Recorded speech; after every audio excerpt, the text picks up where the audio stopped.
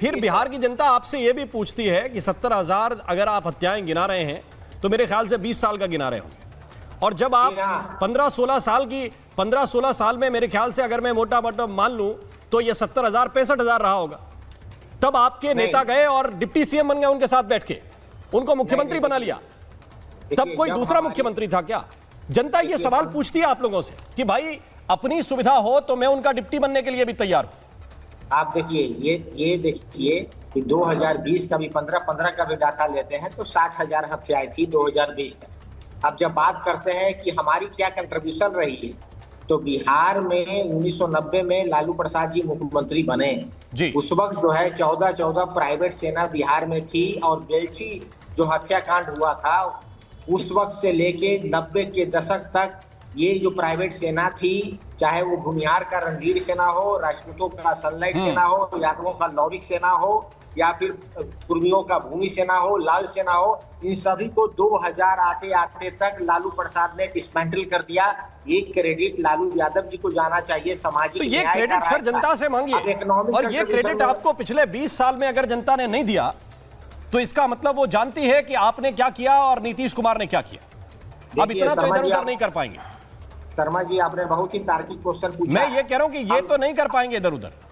मैं बता रहा हूं ना, 2005 में हम इलेक्शन हारे, 2005 में बहुत अच्छा ये इलेक्शन जीते, हमारे ऊपर इनकम्बेंसी था। लेकिन देखिए उसके बाद लगातार 3 इलेक्शन में हम नंबर 1 पॉलिटिकल पार्टी बिहार के रहे हैं। वो तो इधर से पलटकर उधर, उधर से पलटकर इधर आते हैं, ये सरकार में चले जाते हैं।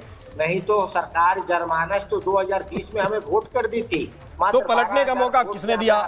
पलटने का मौका कौन देता है? ये बिहार की जनता जानती है ना कि आपको पॉलिटिकल माइलेज लगेगा तो कहिए चाचा जी हैं, और फिर कहिए कि नहीं अब उनका दिमाग खराब हो गया है। दोनों तरह की भाषा जनता इस उपयोग नहीं करेगी, है ना। आप कहिए कि वो किसी काम के नहीं है और सरकार बनाए तो भाई साहब आप आ जाइए, आपकी 40 सीट है तो मैं मुख्यमंत्री बनाऊंगा। ये दोनों चीजें साथ नहीं चलेंगी। शायद इसका नुकसान आप उठा रहे हैं। मुझे कुछ और मेहमानों को इन कराना है, मैं उनकी तरफ चलता हूं, फिर मैं आपके पास वापस लौट कर आता हूं। शादाब चौहान, आप तो बीजेपी से लड़ने के लिए चले थे, पूरे देश में बीजेपी से लड़ रहे हैं। ये क्या ऐसी कहानी हुई कि असदुद्दीन ओवैसी कल से तेजस्वी यादव को हिट किए जा रहे हैं और बिलो द बेल्ट हिट कर रहे हैं? वो कह रहे हैं कि ये एक्सट्रीमिस्ट की स्पेलिंग अगर स्पेल कर दें, लिख दें तो मैं जान जाऊं। ये क्या हुआ? तेजस्वी यादव से इतने खफा क्यों हैं? ये मुसलमान वोट बैंक पूरा आपको चाहिए, इकट्ठा आपको लेके जाना है इसलिए? नहीं राम मोहन जी, ये बिलो द बेल्ट की शुरुआत किसने किया था? अब बताइए कि देश के सर्वलोकप्रिय सांसद और संसद रत्न से सम्मानित ऑपरेशन सिंदूर के समय पर पूरे विश्व में जाकर के भारत की पक्ष रखने वाले व्यक्तित्व को आप चरमपंथी कहेंगे? जो मौजूदा यही भाषा का प्रयोग पाकिस्तान के लोगों ने किया था जब ऑपरेशन सिंदूर के समय भारत का पक्ष रखने गए थे। तो तेजस्वी जी की भाषा और उन पाकिस्तानियों की भाषा सेम है बैरिस्टर ओवैसी के लिए। पहले का बीजेपी की बी टीम है, सीमांचल की जनता ने कहा हमारा भाई है। फिर इन्होंने कहा भारी है, सीमांचल की जनता ने कहा हमारा भाई है। फिर इन्होंने कहा कि ये साथ मिलकर नहीं लड़ने वोट बांटने चाहते हैं, हमने कहा मिलकर लड़ने चाहते हैं, सीमांचल की जनता ने कहा हमारा भाई है।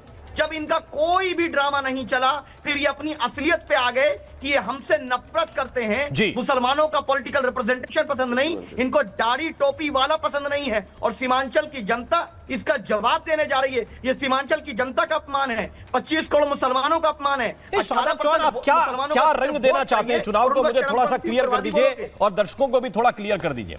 बीजेपी आपको आपके धर्म के आधार पर टारगेट करती है, आपका पुराना आरोप है, कोई नई बात नहीं। अब जो लोग ये कहते हैं कि हम मुसलमानों के साथ हैं, उनके साथ हर चीज में खड़े हुए हैं, उनको भी आप ये रंग देने की कोशिश कर रहे हैं कि वो आपकी दाढ़ी नोच लेना चाहते हैं, आपकी दाढ़ी की वजह से आपको आतंकवादी बोल रहे हैं। तो आप सीधा क्यों नहीं कह देते कि भाई इस देश में मुसलमानों के साथ कोई नहीं खड़ा है, खाली मुसलमान खड़ा है? इसके अलावा कुछ और रंग देना चाहते हैं क्या? राम मोहन जी, हम कोई रंग नहीं देना चाहते हैं भाई। पक्ष आपके साथ नहीं, विपक्ष आपके साथ नहीं, तो क्यों यह भड़काने वाली पॉलिटिक्स नहीं हुई? क्या हुआ? नहीं, राम मोहन जी, किसने भड़काया? मुसलमान हैं, नमाज पढ़ते हैं, चेहरे पे दाढ़ी है, सर पे टोपी है, तो आप उग्रवादी बोल देंगे? जी, हम चुने हुए सांसद हैं बैरिस्टर ओवैसी साहब, और सीमांचल की जनता और देश का 25 करोड़ मुसलमान देख रहा है कि किस प्रकार इनको सेकुलर पार्टीज को मुसलमानों से नफरत है। वोट हमारा चाहिए, वोट हमारा। मैं इसमें फराज किद भाई साहब को इन कराना चाहता हूं। फराज किद भाई, आप क्या रिस्पॉन्ड करना चाह रहे हैं? क्योंकि मैं आरजेडी से भी इस पे उत्तर ले सकता हूं, लेकिन किद भाई साहब मेरा बहुत स्पेसिफिक सवाल आपसे है, क्योंकि जो पॉलिटिक्स का स्टाइल तेजस्वी यादव का है वही कमोबेश अखिलेश यादव का है, और यही आरोप कुछ आप लोग भी लगाते रहे। क्या ये दाढ़ी टोपी देखकर असदुद्दीन ओवैसी को एक्सट्रीमिस्ट बोल दिया तेजस्वी यादव ने?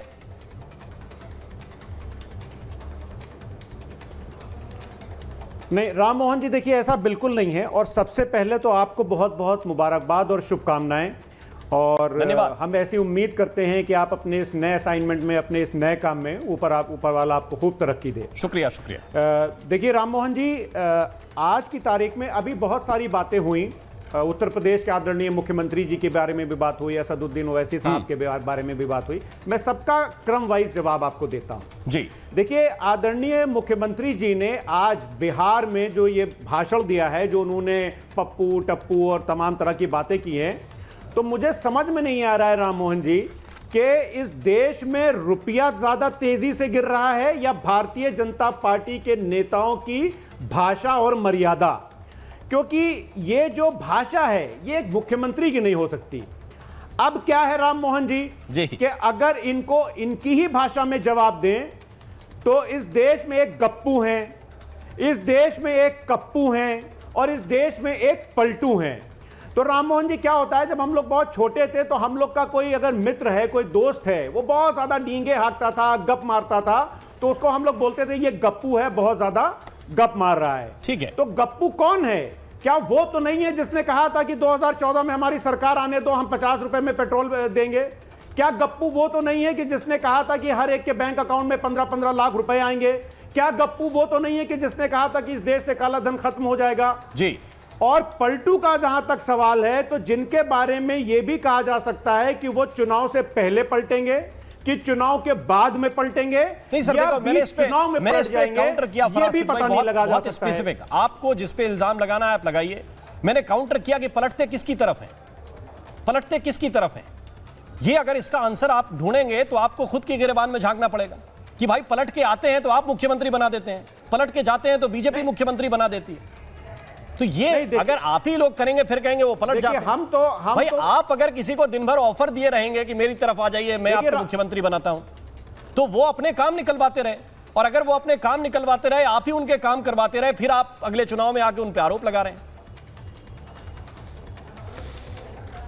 तो राम मोहन जी, आपको बहुत बहुत धन्यवाद कि कम से कम आज आपने बिहार प्रदेश के मुख्यमंत्री को कह दिया कि वो अपने काम निकलवाते रहे। इसमें कहने की क्या बात है, ये बताइए। मैं फराज किद भाई बहुत स्पेसिफिक कहता हूं और बहुत स्पष्ट कहता हूं। इसमें देखिए आज की बात नहीं है ये। आप बिहार में किसी के पास भी जाएंगे और वो उससे पूछेंगे तो इस बात से वो डिनाई नहीं कर सकता है कि नीतीश कुमार यहां गए या वहां गए। लेकिन क्यों गए, कारण क्या है? भाई आपके मुख्यमंत्री थे, आप डिप्टी सीएम थे, अचानक इधर लौट के क्यों आ गए? आपके साथ इंडिया अलायंस में वो व्यक्ति चलने के लिए तैयार था, मोदी के खिलाफ उसने इंडिया अलायंस का झंडा थाम लिया, फिर वो वापस लौट के क्यों आ गया? वो डरने वालों में से हैं क्या? अगर डरते तो फिर आपके साथ जाते क्यों? इसका जवाब नहीं राम मोहन जी, सुनिए। देखिए क्या है कि हम तो नीतीश कुमार जी को इस देश का प्रधानमंत्री बनाना चाहते थे, हम इस देश का प्रधानमंत्री देखना चाहते थे नीतीश कुमार जी को। नहीं, आप जो देखना चाहते थे वो ठीक है, लेकिन इंडिया अलायंस के चेयरमैन का नाम तो सर दे नहीं सके। ये मत बताइए कि प्रधानमंत्री ये कर सकते थे और प्रधानमंत्री देखना चाहते थे। इंडिया अलायंस का आप उनको नाम नहीं दे सके कि नीतीश कुमार संयोजक हैं। संयोजक, अध्यक्ष छोड़ दीजिए। समस्या इस बात को लेकर होती है। मुझे स्पेसिफिक, अगर आप सदाब चौहान ने जो सवाल पूछे थे उसका जवाब देना चाहते हैं तो दीजिए, वरना मैं आगे जाऊंगा। क्यों असदुद्दीन ओवैसी की दाढ़ी टोपी देखकर आप लोग उनको एक्सट्रीमिस्ट बोलते हैं? किसने दाढ़ी टोपी देख करके उनको एक्सट्रीमिस्ट बोला? तो क्या देख के बोला? सिंपल एक बात बोलते हैं। तो क्या देख के बोला, मुझे बताइए। अरे सर सुनिए तो, राम मोहन जी, आप मुझे बोलने नहीं देंगे तो मैं कैसे बोलूंगा फिर? देखिए, जिन वजहों से भारतीय जनता पार्टी, जिन वजहों से भारतीय, जिन वजूहात की वजह से हम भारतीय जनता पार्टी से दूरी बना करके रखते जी। हैं। उन्हीं वजूहात की वजह से हम असदुद्दीन ओवैसी साहब से दूरी बना करके रखते हैं, क्योंकि धर्म के नाम पर इस देश में जो राजनीति करेगा उससे हम दूरी बना करके रखेंगे। नहीं, हम अगर सोशल जस्टिस की बात करते नहीं, हैं। ये तो हम बात करते देखिए, ये हैं- वो कोरी गप हो गई जिस कोरी गप को कोई नहीं मानेगा, है ना। मुख्तार अंसारी से रिश्ते रख सकते हैं, नहीं, इस देश अतीक की अहमद जनता से मान रिश्ते रही रखे है। जा सकते हैं, इस देश की- नहीं, अतीक अहमद से इस रिश्ते देश- रखे जा सकते हैं। धर्म के नाम पर राजनीति करने वाले आजम खान आपके बहुत बड़े लीडर रहे, उनसे बात की जा सकती है, और असदुद्दीन ओवैसी एक्सट्रीमिस्ट हो गए। आजम खान साहब ने इस देश में और इस प्रदेश में शिक्षा के नाम पर राजनीति की है जी। उन्होंने इस प्रदेश में एक शानदार यूनिवर्सिटी दी है, और आजम खान साहब ने नेताजी के साथ मिलकर के समाजवादी पार्टी का ठीक गठन किया, जो पिछड़ों, दलितों और अल्पसंख्यकों की लड़ाई आज से नहीं, सन 80 के दशक से कर रही है।